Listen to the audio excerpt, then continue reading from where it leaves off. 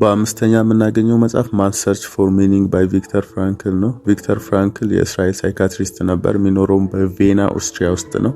በሁለተኛ የዓለም ጦርነት ናዚ ጀርመኒዎች ስልጣን ሲይዙ በአውሮፓ ውስጥ የነበሩት እያንዳንዱን እስራኤላውያን ይገሉ ነበርና በ1942 ፍራንክና ቤተሰቦቹ ተይዞ ወደ ኦሽቲዝ የሚባል ኮንሰንትሬሽን ካምፕ ወይንም ደግሞ ፕሪዝን ይገባሉ ማለት ነውና እዛ ፕሪዝን ውስጥ አብዛኛው ቤተሰቦቹን አጥቷል።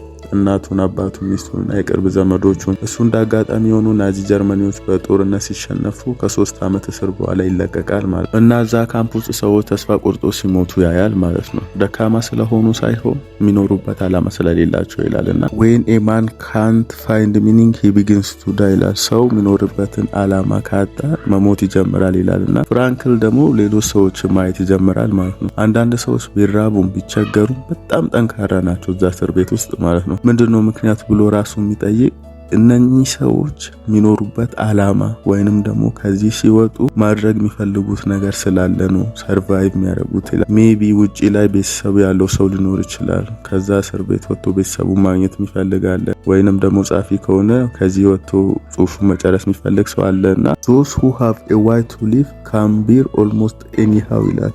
ይሄ የመኖር ተስፋ ያለው ሰው የትኛውም አይነት ችግር ቢመጣ የትኛውም አይነት ስቃይ ቢኖር ያን ስቃይ ተቋቁሞ የማለፍ ችሎታ አለው ማለት ነውና ስቃይ የለም አይልም።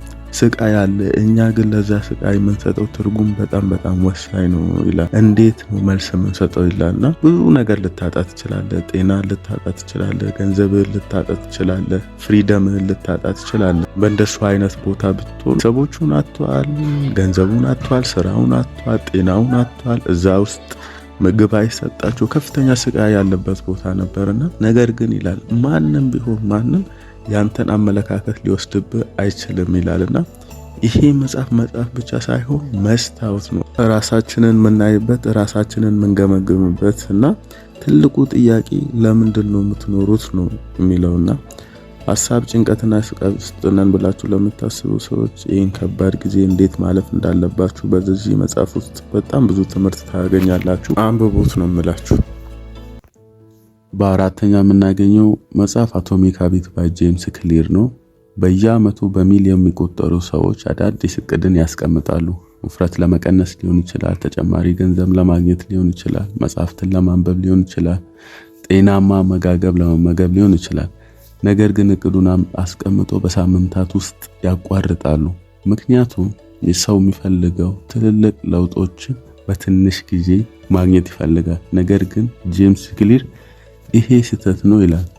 ትንንሽ ልማዶችን በየቀኑ ብንደጋግማቸው መጨረሻ ላይ ትልቅ ውጤት ያመጣሉ ይላል።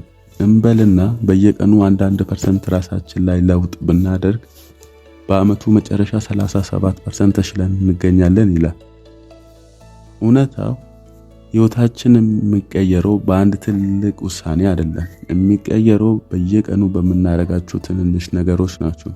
ይሄ መጽሐፍ እንዴት አድርገን ባህሪያችንን በቋሚነት መቀየር እንደምንችል ስቴፕ ባይ ስቴፕ ያሳየናል።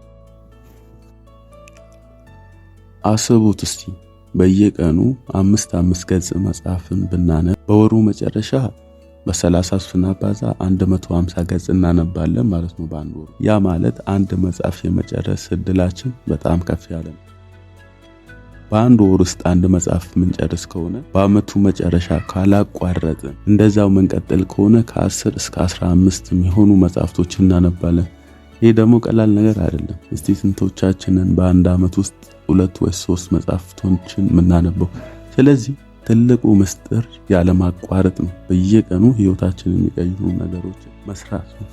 ስለዚህ ጥያቄው እንዴት አድርገን እንደዚህ አይነት ልማዶችን መገንባት እንችላለን? ጄምስ ክሊር 4 laws of behavior change ብሎ ያስቀምጣል። እነኚህ 4 laws of behavior change ህይወታችንን እንደ አዲስ ሪፕሮግራም ለማድረግ ያግዙናል ማለት ነው። አንደኛው make it obvious ነው። what you see is what you do ይላል።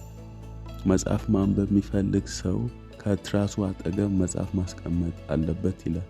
ውሃ መጠጣት የሚፈልግ ዴስኩ ጋር ውሃ ማስቀመጥ አለበት ይላል። ይሄ ማለት ኢንቫይሮንመንታችንን ለኛ ምቹ እንዲሆን ማስተካከል አለብን ማለት ነው። ሁለተኛው ሜክ ኢት አትራክቲቭ ነው። ሜክ ኢት አትራክቲቭ ማለት ያን ነገር ስንሰራ ደሳች እንደሆነ ከሌላው ሀቢት ጋር ሊንክ ማድረግ አለብን ነው። እንበልና ጽዳትን ክሊኒንግን መልመድ የምፈልግ ከሆነ ሙዚቃ የምንወድ ከሆነ ልክ ጽዳት ስናደርግ ሙዚቃ ማዳመጥ፣ መጽሐፍን ስናነብ ሻይ መጠጣት ምናምን አትራክቲቭ ማድረግ ማለት ነው ሀቢታችንን። ሶስተኛው ሜክ ኢት ኢዚ ነው። ቀለል አድርገህ ጀምረው ነው። ለምሳሌ የማንበብ ልማድን መገንባት ከፈለጋችሁ በየቀኑ አንዳንድ ሰዓት ማንበብ ሳይሆን 10 ደቂቃ በቂ ነው ይላል። ቀስ በቀስ የለመድክ ስትሄድ መጨመር ትችላለህ። አራተኛው ሜክ ኢት ሳቲስፋይንግ ነው። እያንዳንዱ የምታገኛቸውን ድሎች ሴሌብሬት ማድረግ አለብህ። አይ ዲድ ኢት ማለት አለብህና በራስህ መኩራት ይኖርብሃል። እነዚህ 4 ሎስ ኦፍ ቢሄቪየር ቼንጅን ይመስላሉ። ይህም መጽሐፍ አንብቡት። አዳዲስ ልማዶችን ለመገንባት ብቻም ሳይሆን መጥፎ ልማዶችንም ካለብን እንዴት አድርገን ማስወገድ እንዳለብን እያንዳንዱን ቴክኒክ ስቴፕ ባይ ስቴፕ ያሳየናል።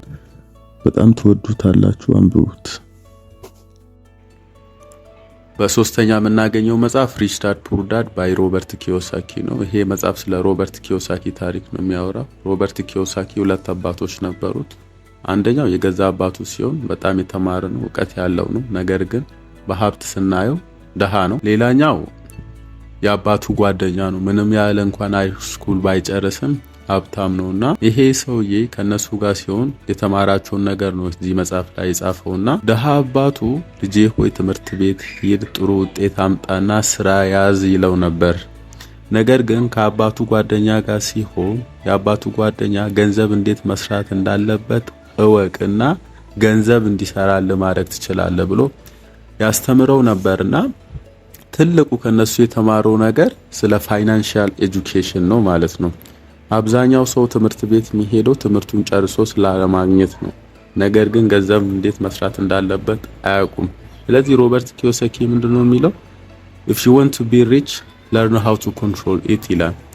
ሀብታም መሆን ከፈለጋችሁ ገንዘብ እንዴት መስራት እንዳለበት ማወቅ አለባችሁ። የፈለገ ከፍ ያለ ገንዘብ እንኳን ብታገኙ እንዴት መጠቀም እንዴት ኢንቨስት ማድረግ እንዳለባችሁ ካላወቃችሁ ምንም ጥቅም የለውም ማለት ነው። የመጀመሪያው ነገር ተቀጥሮ መስራትን ሳይሆን የራሳችንን ስራ እንድንሞክር እንድናይ በጣም የሚያግዝ መጽሐፍ ነው። ሌላኛው ከመጽሐፉ የምናገኘው ትልቁ ትምህርት ስለ አሴትና ላያቢሊቲ ብሎ ነው የሚያስቀምጠው። ሮበርት ኪዮሳኪ በቀላል ሁኔታ ነው ይሄን አሴትና ላያቢሊቲ ያስቀምጠው። አሴት ማለት ገንዘብ ወደ ኪሳችን የሚያስገባ ነው። ላያቢሊቲ ደግሞ ገንዘብ ከኪሳችን የሚያወጣ ነው ማለት ነው። ስለዚህ ሀብታሞች ብዙ ጊዜ ፎከስ የሚያደርጉት አሴት በመግዛት ነው ማለት ነው። ሪል ስቴት ሊሆን ይችላል፣ ስቶክ ሊሆን ይችላል፣ ቢዝነስ ሊሆን ይችላል። ይገዙትና ያ ነገር ተጨማሪ ገቢ ያመጣላቸዋል ማለት ነው። አሁን ለምሳሌ ቤት ቢገዙ ከሬንታል ኢንካም ያገኛሉ። የቤቱ ዋጋ የጨመረ ይሄዳል ማለት ነው። የደሃውን አመለካከት ደግሞ ስናየው አብዛኛው ጊዜ ላያቢሊቲ ነው የሚገዙት፣ ያ ነገር ወጪ የሚያስወጣቸው ማለት ነው። ሌላኛው ደግሞ የአመለካከት ልዩነት ነው። ያኛው አባት ደሃው አባት አይ ካንት አፎርድ ኢት ይላል፣ ይሄን ነገር መግዛት አይችልም ብሎ ይደመድማል ማለት ነው። ያ ሀብታሙ አባቱ ሲሆን ደግሞ እንዴት አድርጌ ይሄን ነገር መግዛት ይችላል ይላል፣ how can I afford it እና በየጊዜው ራሱ እንደዚህ ቻሌንጅ ሲያደርግ አይምሮም የጠነከረ ይሄዳል ይላል። አሁን ለምሳሌ አንድ ሰው ጂም ገብቶ ሰውነቱ እየጠነከረ ያደገ እንደሚሄድ ለራሳችንም አይምሮ ቻሌንጅ እያደረግን ስንሄድ ከፍ እያልን እንሄዳለን ይላልና ይሄ መጽሐፍ አንብቡት። ኢንተርፕሬነር ምናምን ለመሆን የምታስቡ ሰዎች በጣም ያግዛቸዋል። በሁለተኛ የምናገኘው መጽሐፍ ቲንክ ኤንድ ግሮው ሪች ባይ ናፖሊዮን ሂል ነው። ይሄ መጽሐፍ አቅማችንን እስከመጨረሻ ማጠን እንድንጠቀም ከሚረዱ መጽሐፍቶች አንዱ ነው። ናፖሊዮን ሂል ይሄ መጽሐፍ ለመጻፍ ከ20 ዓመታት በላይ ፈጅቶበታልና ምንድነው ያደረገው? ከ500 በላይ የሚሆኑ በዛን ጊዜ ሀብታም ስኬታማ የሆኑ ሰዎችን ላይ ጥናት አደረገ። በዛን ጊዜና አንድሪው ካርኒጌ፣ ሄንሪ ፎርድ፣ ቶማስ ኤዲሰን ምናምንና በጥናቱ ውስጥ አንድ እውነታ እናያገኝ። ያ እውነታ ምንድነው? ስኬት የሚጀምረው ከአይምሮ ውስጥ ካለው ሐሳብ ነው ይላልና እስቲ ምን ማለት ነው? አስበህ ሀብታም ሁን ወይንም ደግሞ ቲንክ ኤንድ ግሮው ሪች ማለት ሄልሲኛውን ዴፊኒትነስ ኦፍ ፐርፐስ ይላል። የምትፈልገውን መሆን የምትፈልገውን ነገር በደንብ ጠንቅቀ ማወቅ አለብህ ይላል። ምክንያቱም አንተ የምታስበው ነገር ወደ እውነታ የመቀየር ቻንሱ ሃይ ነው ይላልና በመጽሐፉ ውስጥ ወደ 13 ፕሪንሲፕሎችን ያስቀምጣል። እና ከነዚህ ውስጥ እኛ ሶስቱን እንኳን የአንድን ሰው ህይወት ለመቀየር ትልቅ ሚና አለው ማለት ነው። በመጀመሪያ የሚያስቀምጠው ዘ ፓወር ኦፍ ዲዛይር እንደ ፔጅ ነው። የሁሉ መነሻ የጋለ ፍላጎት ሊኖር ይገባል ማለት ነው። ምኞት ወይንም ተስፋ ሳይሆን በጣም ትልቅ የሆነ በርኒንግ ኦብሰሽን ሊኖር ይገባል ይላልና ይሄ ዲዛይር ወይንም ደግሞ በርኒንግ ኦብሰሽን ብቻ በቂ አይደለም።